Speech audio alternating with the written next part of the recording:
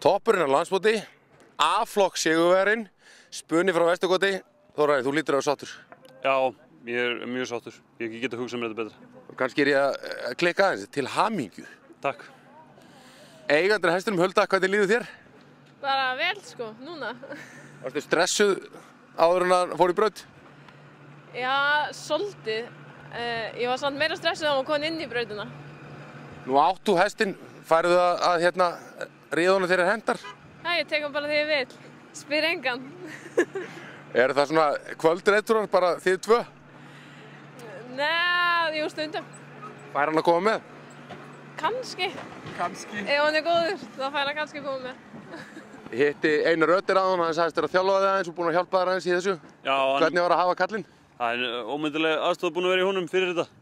Og bæði bara gegnum það bara að tala saman og svo bara hvernig við ætlum að þjálfa hestinn síðustliðin 2 árin og hvernig við ætlum að stilla þessu öllu saman upp.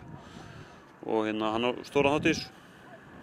Og hvað á að gera í kvöld? Á hvaða bleika skýi ætlar að vera? Ætlar að vera áfram hérna á mótinu og vera fram á nót eða? Já, ætlum að fara ekki heima eins og kíkja svo kannski eitthvað aðeins á fólkið.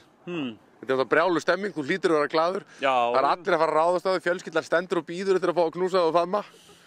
Þetta er æðislegt. Já, þetta er voða gaman. Hulda, aftur til hamingju og þið bæði, það er ekkert hægt að segja neitt mikið meira. Bara glæsileg frammistaða, glæsilegt hvernig þú reiðist hestinum í kvöld. Takk. Og ég tala nú ekki kannski eitt að lokum. Hvernig var að fara í gegnum krátið í skeiðinu? Það var ekkert mál, sko. En í velunarsprettinum á lág plástur og svona inn á brautina, það var erfiðar að reyna að klófa yfir það. Nú er einhver að hringja á að fara óskaði til hamingju. Já. Það er fínt, eitt síma.